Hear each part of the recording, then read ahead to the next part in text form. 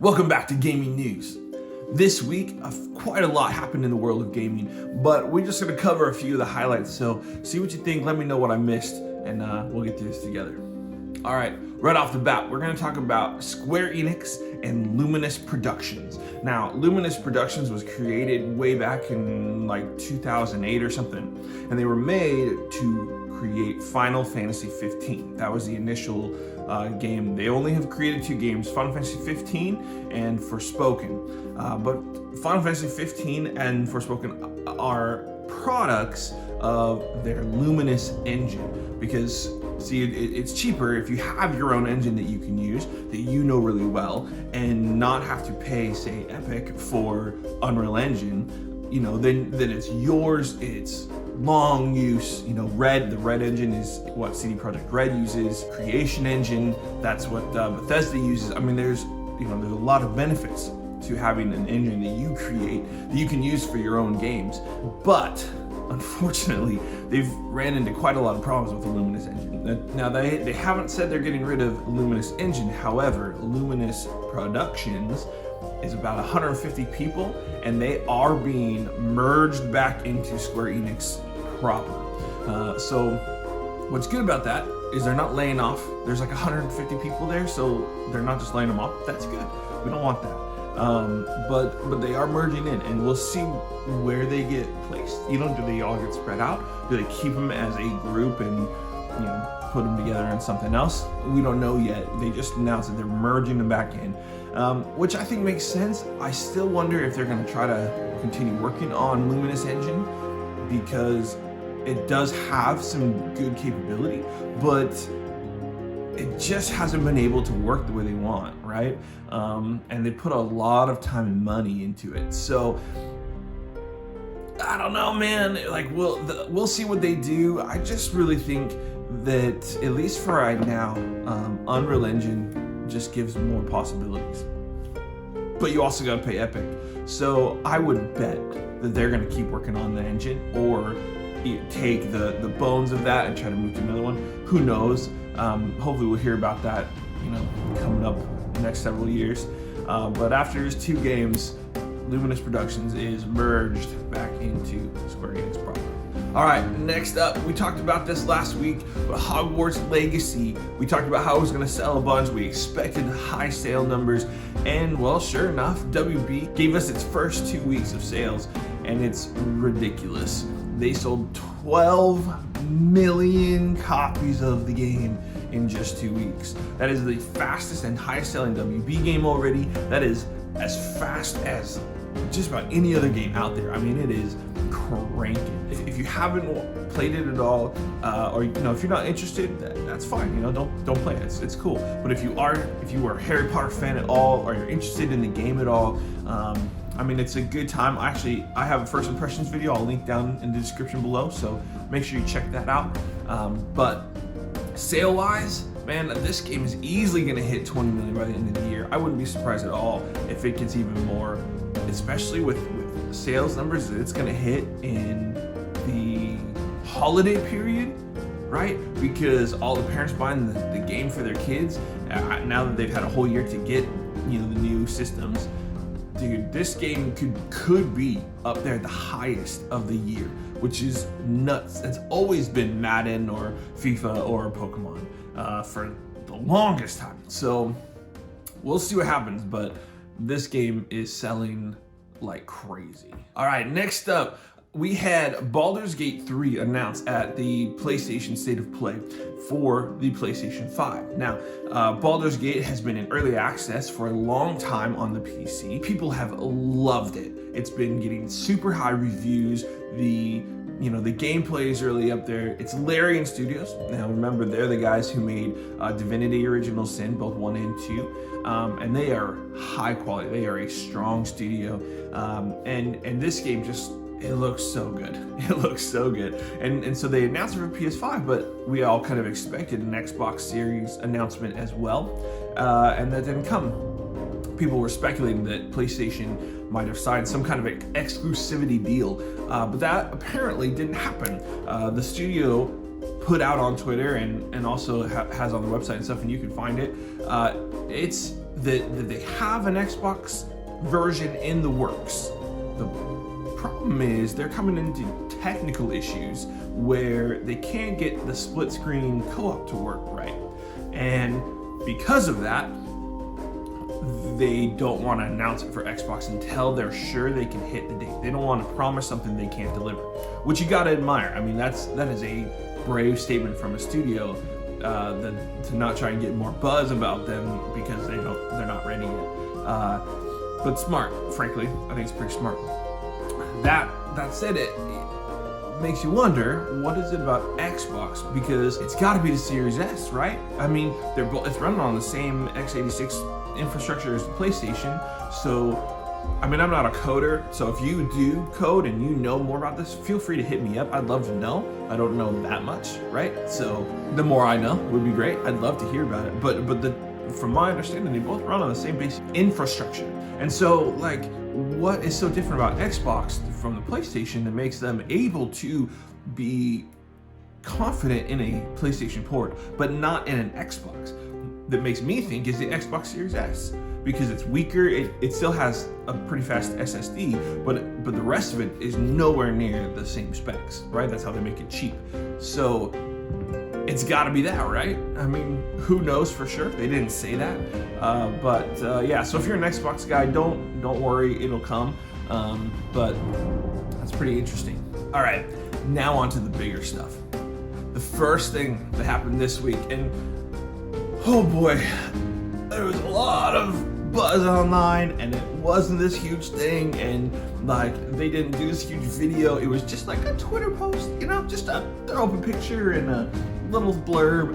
But FromSoft has announced the Elden Ring DLC is in the works. It's not done, it's in the works. It's called Shadow of the Erdtree. Now, here's the thing.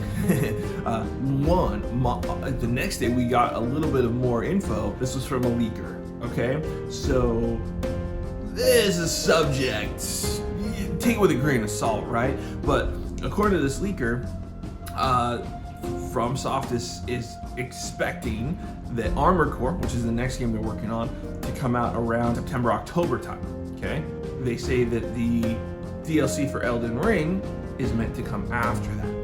So maybe like November? That's a little later than I think anyone was expecting, right? I think most of us expected it maybe like summertime. So that's rough.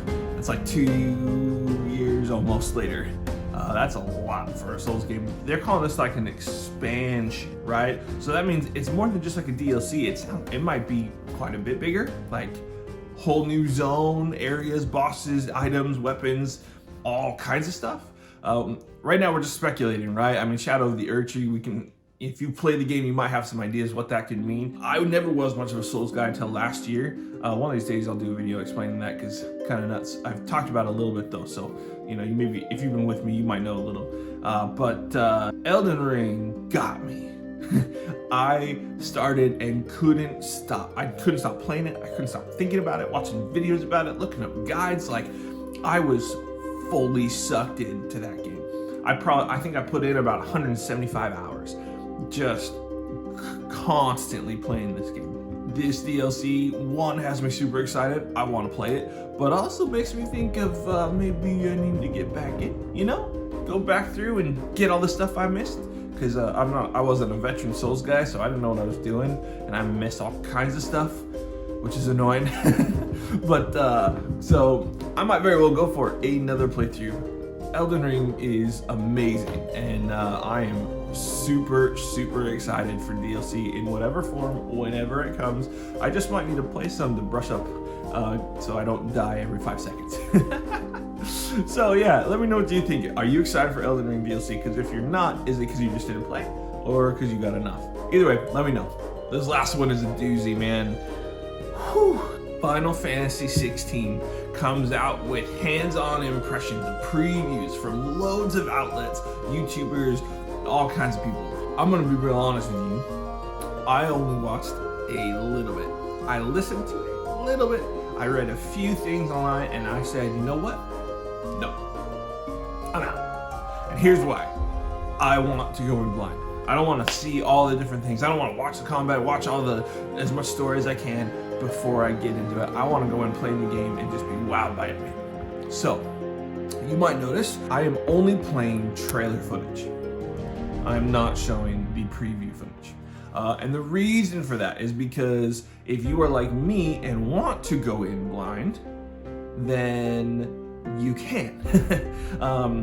So I'm gonna share just a tiny bit of information that I felt like wasn't ruining anything for me.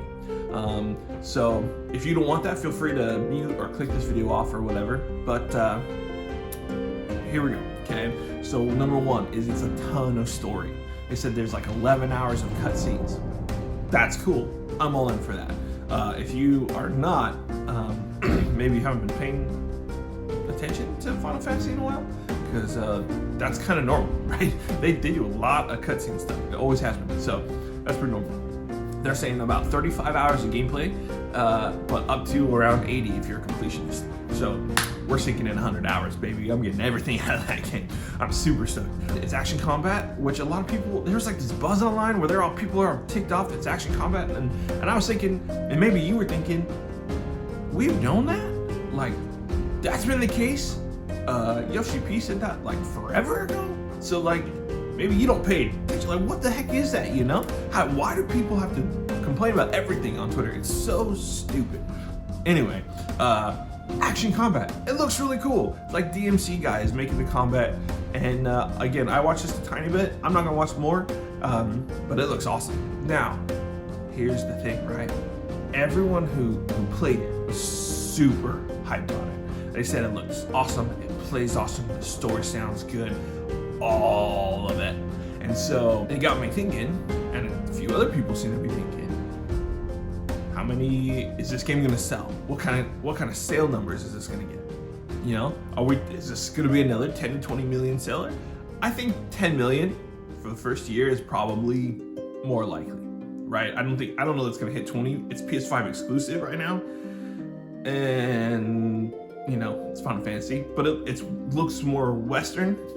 There was some interesting stuff going on with that, right? If you're paying attention online, he said something about how he didn't like the JRPG title, which the way he explained it, I get, right? I do get, especially because I didn't know that in games journalism it's been used derogatory for a long time. That's stupid, right? And if you're like me at all, you grew up in JRPG meant awesomeness, right? Like, that's a good term, because if it's a JRPG, I want to play it, you know?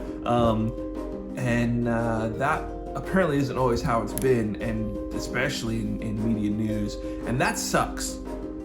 That sucks. Don't use a nationality or a country as a downside or a derogatory term. Just don't do it, right? We wouldn't want that. Oh, they're just American. Like, come on. But it does have me a little bit turned up, because if you don't want me to use JRPG, I don't know how do I differentiate those games from the Western RPGs. We could find a way though. It just kind of sucks, because that's a beloved term to me, and I know a lot of friends that's a beloved term. That's a good thing. So I guess we'll have to figure that out. I don't know. Anyway, all that said, back to Final Fantasy 16. This game's gonna be awesome, I think, and hopefully you see, but I think this has real Game of the Year potential. The way that these guys tell stories, remember this is the Final Fantasy 14 team, and this is the one that hundreds and thousands of players have played Final Fantasy 14 and obsessed over the story. So many people say it's the best Final Fantasy story ever.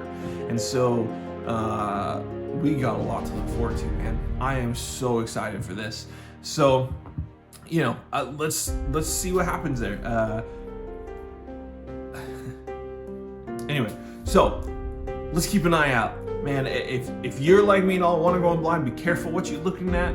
They're putting out info blasts everywhere. But one more piece of information that is important to note is Yoshi P did say that about 2 weeks or so before the game is released, they are going to put out a demo, and where your progress continues on from the end of the demo. So we're going to be on the lookout for that, because we are getting that right away.